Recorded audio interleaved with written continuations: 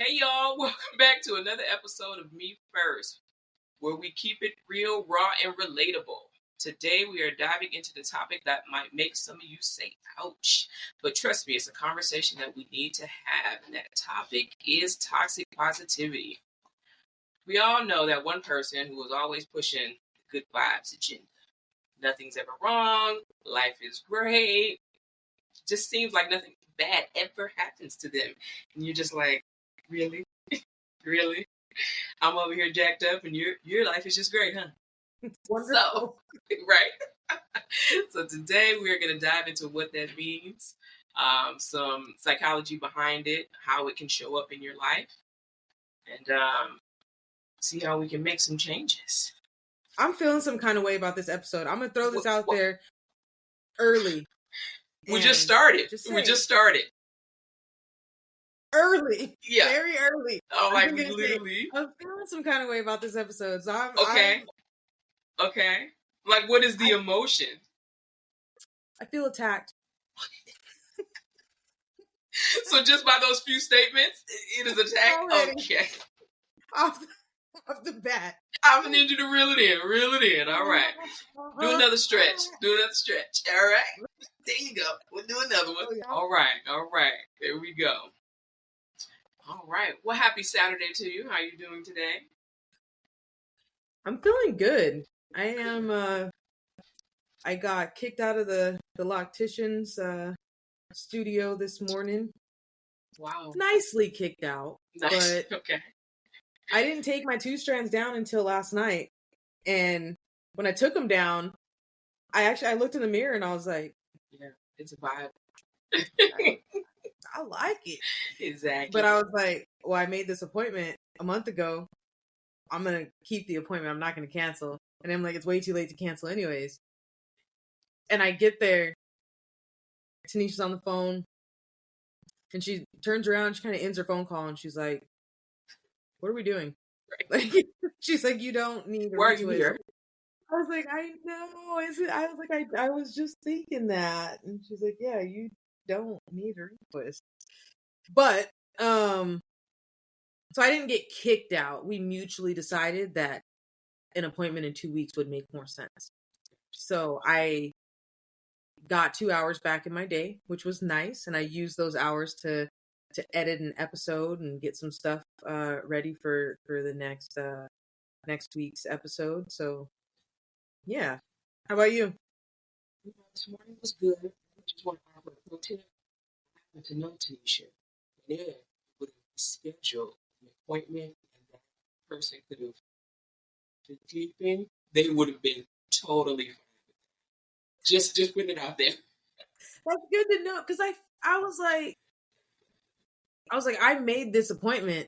Yes. And then, but also, like, I didn't take the last few rubber bands out until this morning. And then I was editing, and then I was running late. And so by the time I really thought about it and was like, I really don't need a retwist, it was already like 30 minutes before my appointment. I was like, she might already be there or on the way. Like, I don't, so I paid a cancellation fee. I was like, that's on me. Like, you can charge me a cancellation fee. Yeah, 2 strands when you take them down, always a vibe. Always. Yeah. I love it. Yeah, that's a good time. That's my favorite. For sure. All right. Well, my morning started off, I drove to Gilbert, and I went cycling with some buddies. We did 23 miles. How many? 23. 3 with a 2 in front of it? Yes. 2 first, then 3.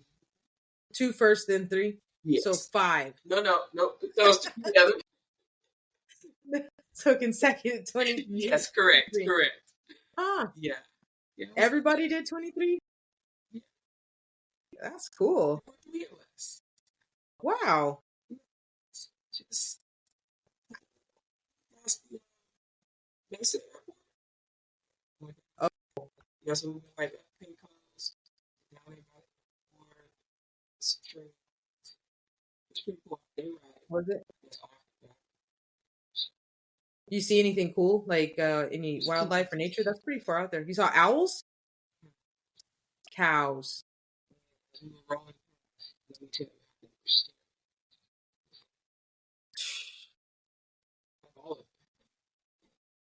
So, two things, and we can move on, I'm sure. But two things. One, when I thought you said owls, I was so excited. And then when you clarified to cows, yeah, was like cows, whatever. I didn't realize how excited I would be for owls. Yeah. Secondly, we took a trip to there's a spot called Fossil Creek, and we went to do the short hike to Fossil Creek to go and swim at the waterfalls. And so it's like you park, it's like a mile walk, and then you can swim in the water, in the swimming hole, and there's waterfalls and everything. On the way there's these cows, and I think they're grazing cows. I don't think they're wild cows. I don't think we have wild cows in Arizona, but I think they're like grazing. And there's this cow with her calves, and we're in this big old van. I'm driving, but this cow, they're like right off the street, the road. And she was almost like, I felt like she was like daring me to drive past her. And like, I was at a dead stop for a while. I was like, I'm not passing. This cow looks like it's about to ram our van. Like, she's got calves there, and everybody's like, just go. I'm like, you guys aren't driving. Like, right? I'm not going to get hit by this cow.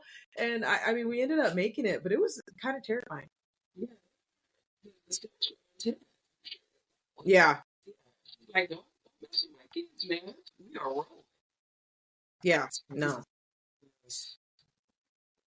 For me. All right.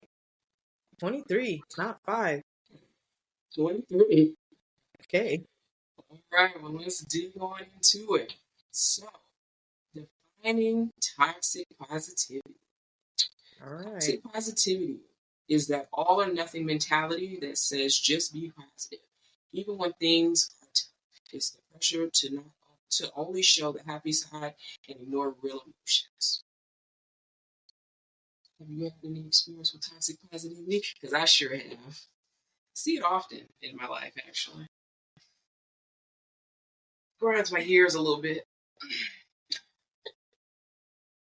I feel like there's a thin line between toxic positivity and trying to reap what you sow.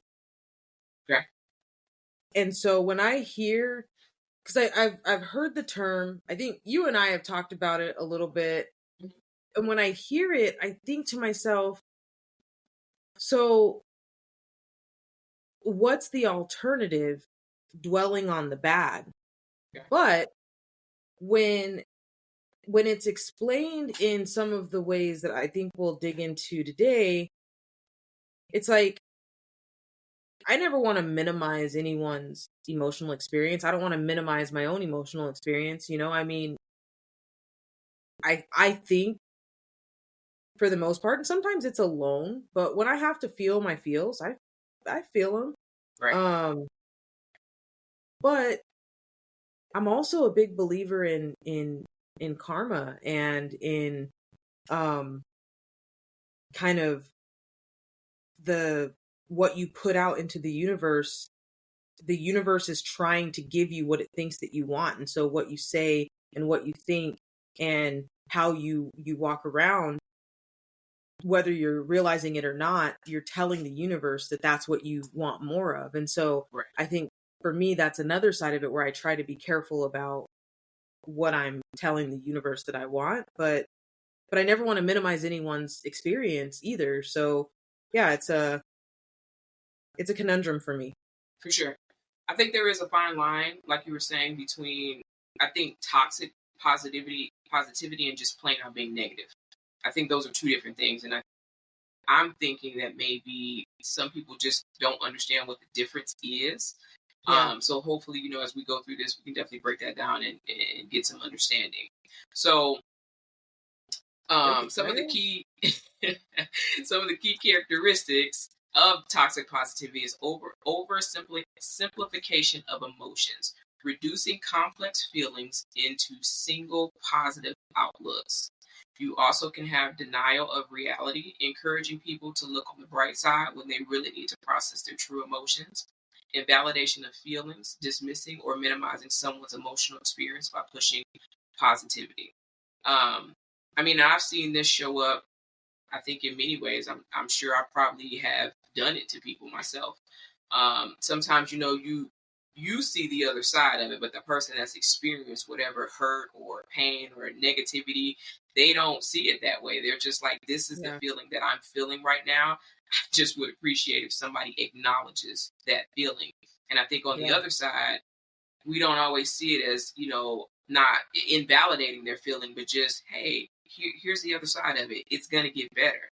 But I think some people, you just want to feel it, and it's okay to feel it. And I think that's the part that's missed sometimes. Like, it's all right to not be all right sometimes. Now, if you start to live in that place, then you have a different ball game. But on Monday, if you just like, you know what, this Monday, I'm just not having a good day. Yeah, no, I hear that. So I think that's where it can get tricky for sure. The invalidation of people's feelings when they want to experience whatever negative emotion or sad emotion that they're feeling. Just being able to say to a friend or whomever comes to you, hey, it's okay to have a bad day. You just don't want to live in that space. Yeah. So, do you feel like you've experienced those things in your life as far as toxic positivity, whether it be receiving it or giving it?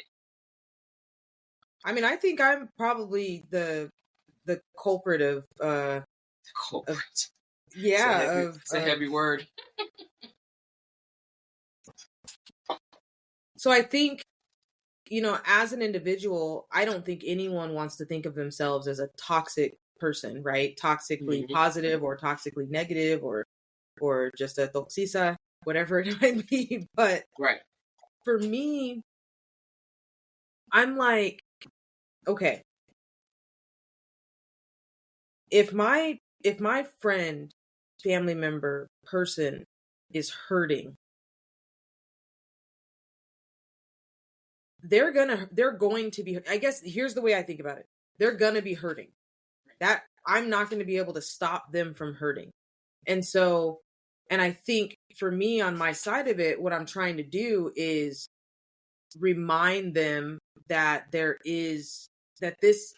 too shall pass. Everything does, almost, probably, everything. Right. But if that is invalidating someone's feelings, then it's like, well, no, definitely don't want to do that. Like, that's trash. Like, that's not cool. That's not good, So I think, to your question, have I been the culprit? I believe, have I been, the giver or the receiver of toxic positivity? I would say that I'm more apt to be the giver of it. I think the older I get, the better I get. I get a little older, get a little better. Continue to work on myself and learn. Just wanting to help people get through a situation, but and the only way through it is through it. That's the only way that you are going to get better, is if you move through the situation. That's the only way you're going to get better. And it reminds me of a song. If you're going through hell, keep on going, don't look back. If you're scared, don't show it. You might get out before the devil even knows you're there, right? And so, to me, those little idioms mean try and move through it quickly. But the older I get, I do realize, like, you can't rush healing either. So yeah, that's my 10 minutes on that topic. It definitely makes sense. I can totally see that side of it. I'm more of a person, like, I'm like, let me feel what I'm feeling. Don't come at me with that life gonna get better. I don't care right now. Today I want to feel whatever it is that I'm feeling, and let me have it. Like, it drives me bananas sometimes when people are just like, it's like, and you see it in so many places. Social media, you see it in the workplace. You see it in every aspect of life that people just almost want to take negative feelings or sad feelings, whatever, feeling that this person is having, and almost morph it into something else. It's like, why can't it just be what it is that they feel? If I'm experiencing something bad, so let's say somebody dies and it's like, I'm sad, I'm tore up, I'm going through it. People are like, well, at least so and so still here, or at least you still have this. That doesn't make it better. Or No, you be strong, you're gonna get through it. no, Ultimately, yes, but today I I'm ain't I'm trying to I'm hear tore that. up. You know what I'm No, saying? Yeah, it's yeah, like whatever. no, yeah. I think to that end, like, like, so there's a person who I'm indirectly connected to, and I found out, she's not like a good friend of mine or anything, Mhm. but I found out that that she lost a child. That's, and I can't even wrap my brain around waking up, and moving again. And you know, people lose parents. Um and to me, just the idea of continuing is, it's like, I don't know how I would have to process that. And so I would never want to hear like, be strong, or at least this, or at least you still have, like, get out of here. When I lost my uncle last year, I needed time, and there was nothing no one could, I rotted on the couch. I was like, I can't move, And then some people are gonna think this sounds funny. Some people are gonna be like, yeah, I get it. When I lost my dog a week later, I was destroyed. That, for like 2 months, I was just like, what is going on, What is life? what is life right now, And yeah, so, and I've been going through some fun times this summer, and I didn't want to hear nothing from nobody about, oh, you're gonna be like, I will get there. But I think, I don't think those kind of situations are what I typically think of when I'm thinking about when someone's like accusing me of toxic positivity. I'm thinking of like a bad day at work, or a project not going the way that it was supposed to go, not executing on the week that you wanted to. But like those major life things, I think I feel like those fall in a different category. Is that part of it? Does that equate in the whole toxic positivity thing, like the type of situation? I mean, I would say they don't really differ. Because I see a lot of death, particularly on the internet. You see a lot, and people with child loss, like you were saying, and I see often people, well, at least you have your other kids, or it's just like, is that comfort? Like, how do you even try to bring that person, I guess, to a positive place? But that probably is an outlier. The things that we probably see the most are, let's say, work. I've Yeah, experienced my own fun stuff at work, and I may say something, and it's just like, well, at least you got a job. And it's like, oh, all right, I appreciate you listening. And it puts you in this space of not even wanting to communicate, because it's like, dang, I'm not free to have the emotion that I feel like I want to have, or express it in the way that I want to express it, because yeah, someone is going to try to come in. And I don't know if the minimizing, I don't necessarily think it's on purpose. I just think that that's how their framework works. So they're just yeah. like, oh, hey, it's all right because you got a job. And it's like, man, I'm dying a slow death right now, and I'm trying to tell you, and I'm you not talking sure I'm about, gonna make it. yeah, That's exactly, going to be, yeah, yeah. So, You're like, oh, it's all good. You got a job. do you think that's an American thing, a United States thing? This episode of Me First is brought to you by Maine Locology. At Maine Locology, we pride ourselves in making every head we touch look amazing. Located inside Salon Boutique at 3163 South McClintock Drive, Suite 12 in Tempe, Arizona. Check out our work on Facebook or Instagram at Maine Locology.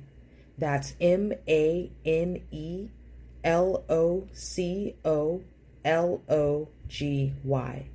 Or book online at mainlocologyllc.booksy.com. Like, in the United States, I was talking to my sister a little bit ago, and growing up, and I hope this connects. Growing up, I distinctly remember my mom telling me, if you're sick, go to work anyways. Let them send you home. And it's a mentality around, like, just keep going, just push. No matter what, it has to get done. You're strong. You're going to work hard. During my whole situation these past couple months, I had, wrote a novel about, like, I don't really think that people are strong. I think people have strength that they tap into when needed, but identifying as a strong person, I believe, is very detrimental to human beings. And that's a story for another day. But that guidance of, essentially, don't care for yourself when you're not well. Go to the people who pay you and let them tell you if you're well enough to work or not. And that, for me, unlearning that behavior opened up so much for me emotionally, mentally, because it was to the point where if I was sick, right, and I did call in, I remember I threw my back out once. I had this pinched nerve and I couldn't walk. I couldn't move, but I felt so guilty that I brought my laptop and I sat it on myself on the couch, and I'm running team meetings, and it's like, what is that? And so I wonder, like, I think that's a uniquely American thing, and it's all about that hustle culture, that push culture. And I think that moves into the toxic positivity, because it's like, hey, you got to get through this because you got to get back to work. You got to get back to your hustle, to your grind, whatever it is. And so that's what I'm thinking about when we're talking about this, is like, that's part of it behind it. It's like, you don't have time to be sad. Like, there's money to be made, So, of course, employers sometimes are just unforgiving of any type of situation, that you experience. It's like, oh, I'm so sorry. Works like, really, I think you guys will be fine without me. Or if you're sick, I see a lot of people, they're like, they have the flu. I'm only going to be sick for 2 days. Well, how do you know? What if you know? Yeah. What if you're sick for 5? Then what? You know? Maybe you need to take 5 days off, but it like you said, it's that hustle culture. I got to get back to work. I can't, I don't want them to be upset, or work is not going to get done when they literally were running before you ever even worked there. So they are going to continue to run whether you're sick or not there altogether. Yeah, definitely. It's wild. Yeah, it is. It is. But it's like, the situations, how we have them in, our interpersonal relationships. Like you said, the workplace. You see it on social media. You hear people talk about social media all the time. Everything's so perfect. Everything looks like glitz and glamour. But, you and I were having a conversation not too long ago about, you don't know what time these people to get ready with me in the morning. it could be 5 o'clock in the evening, and these people have cleaned up their home. It's not the reality of what we are living in every single day. It's just not. Especially to the younger generations, I think it paints this picture of life just has to be perfect. And it's not, so you don't really get that, I think, emotional intelligence to be able to deal with the negative feelings that you feel, the positive feelings, how to even turn the negative to a positive. You don't understand how to do it. So some people do live in that negative space. Some people, I think, transition to the positive, toxic positivity. I think it can go a number of ways. So I think we have to do a better job maybe at understanding what all this means, how to separate, reality from social media and what is not really real. Man, it's funny because, like you say, like the younger generation. So my son is 18. My godson one is 19, one is 16. And I've got nephews from, I think, 22 down to 15. 16, 15. No, they are feeling their feelings. And ain't nobody about to tell them that, like, these, what is it, Gen Z? Yeah. These kids, they are better than all of us. And I don't, that is a hill that I will die on. And like, come at me, come for me, change my mind. But these kids are better than all of us. They are like, you know what? If I don't feel good, I'm going to take a rest. If I need to feel something, I'm going to feel it. And if you're not here to let me feel it, I'm going to tell you about how malformed your emotional intelligence is and why you should allow yourself the time to reflect and, and deal with your feelings. So I have a lot of hope, honestly, for that generation and the generation after. I think they're doing something right, but the social media is so tough because let Instagram tell it, let TikTok tell it, and there are millionaires and people running multiple six-figure businesses every time you turn the corner. And the beauty is that there are statistics about this, right? And so if you're able to dig in and say, like, okay, let me understand the statistics, like, for instance, only 12% of women business owners ever hit six figures in revenue in a year. 12%. And only it's between 1 and 2%, I believe, of women business owners ever hit seven figures. So when you're on social media and you have all these people saying, I make $30,000 a month, when I hear people say that, I'm like, did you make $30,000 in revenue 1 month and now you're making videos saying that your business is making $30,000 a month?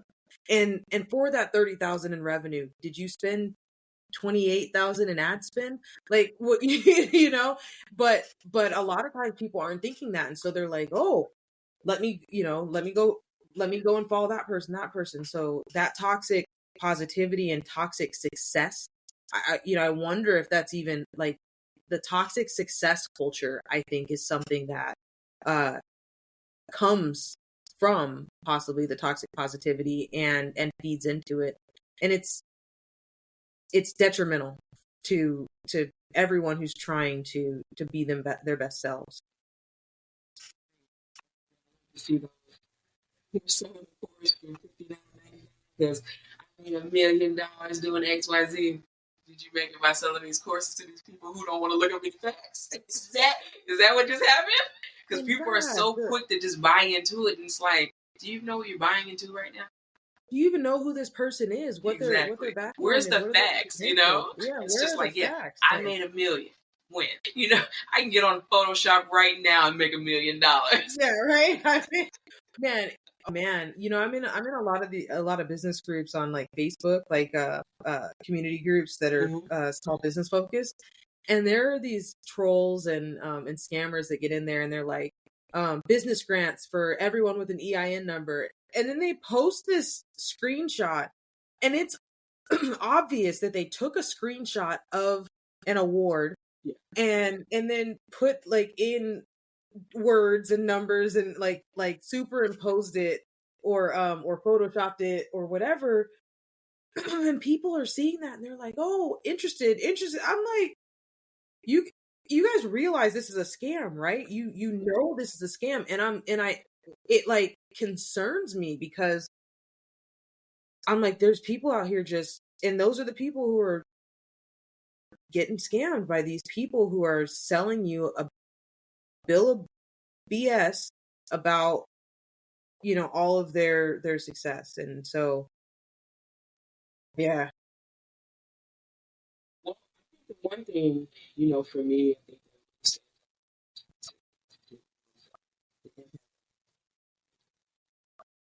definitely,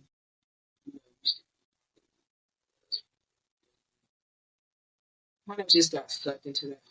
It's just,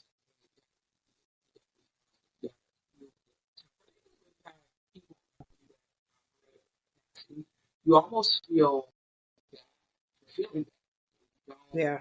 You don't want to talk. You don't want to express how you truly feel because you don't want to bring it up. Yeah. So you just suffer in silence with whatever it is that you're experiencing. Yeah. Nobody's really interested in stuff. How you doing today? I'm great. And you move on. You just move on. So I think, there could really be a struggle there with that. So I think it's something that people really have to be mindful of, and that knowing that it's okay to truly not feel okay.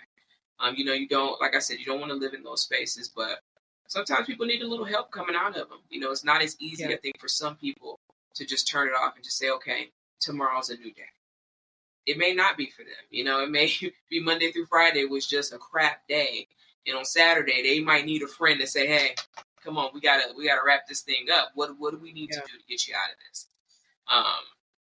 So I really feel strongly about that because it was tough, when I went through those phases. I really felt like I didn't have anybody to talk to. It's just like, all right, well, let's go lay down. And then when you wake up, you'll feel better. Life will be good. Life will be good again. Exactly.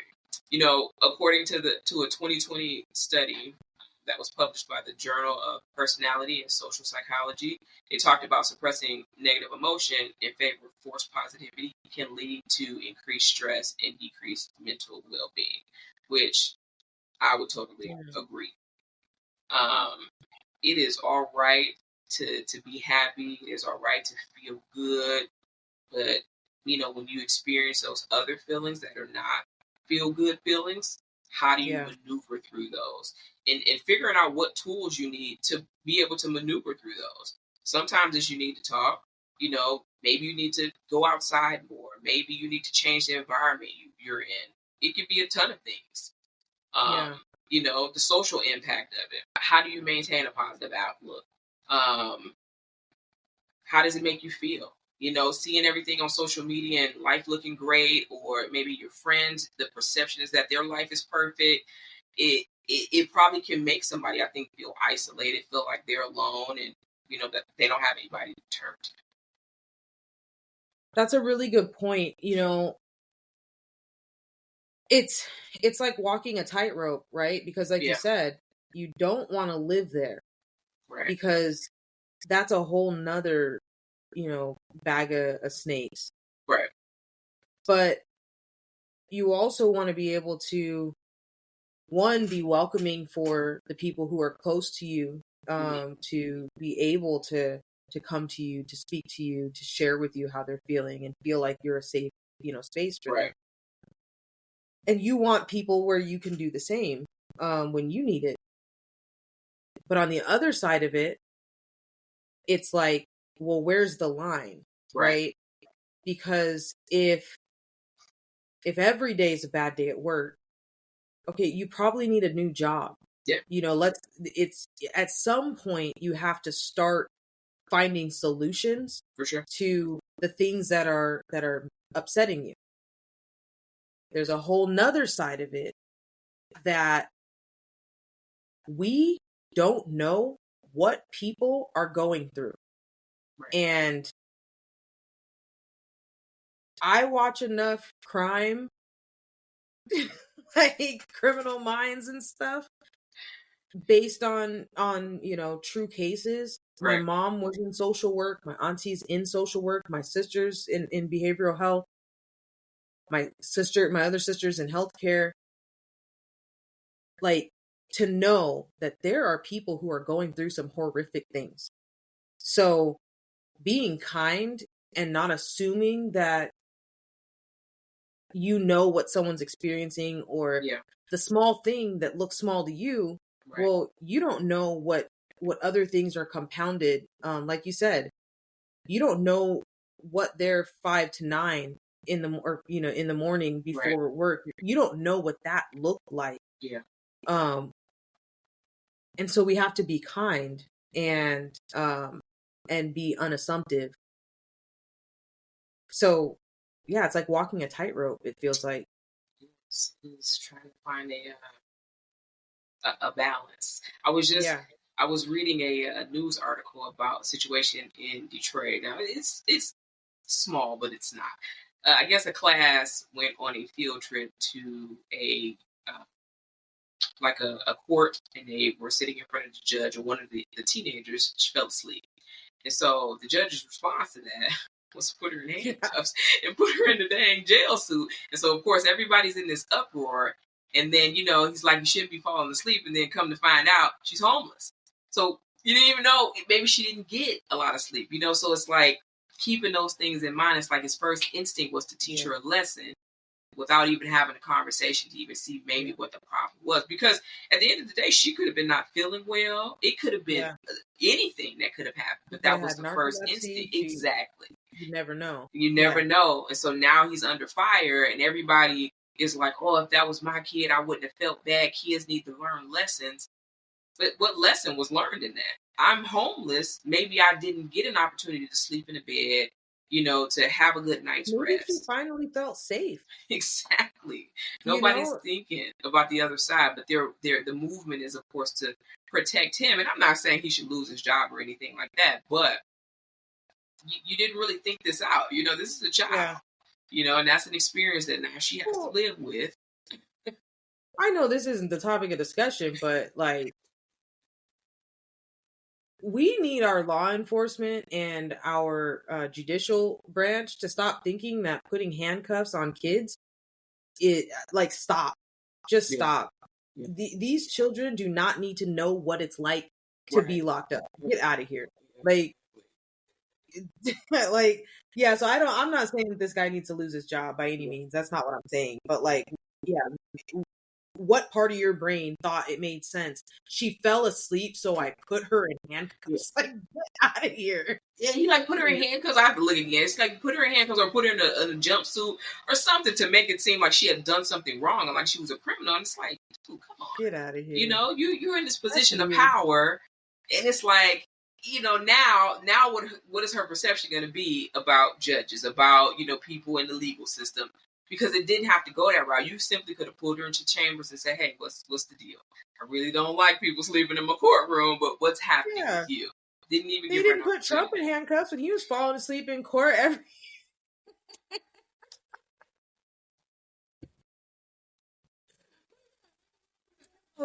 I know, right? And it was like, put the kid in the cuffs. Child. Man. Yeah, but like you said, just you don't know what people are experiencing, so you just have to think. You have to think when you approaching those kind of situations. But I think this is a real topic. It's a real thing that people experience every day, whether they want to admit it or not. And you could either be the receiver or the giver. So I think while it may seem harmless, it could definitely affect our mental health and our relationships. It's simply okay to not be okay. Yeah. Embrace our full range of emotions because I think it's crucial to our well-being. I think ultimately it'll make us better people, have better understanding for others. All right, guys, we appreciate you listening. As always, please share your thoughts on toxic positivity. You can hit us on the social media channels. Use the Me First hashtag. You can hit us on Spotify, YouTube, and let us know what you think. Yeah. And check that journal prompt in the show notes. If you'd like to journal along with us, check the journal prompt. We'll give you a good idea of how to kind of start to work through toxic positivity in your journal. I love journals. Journaling. All right, y'all. Thank you for listening.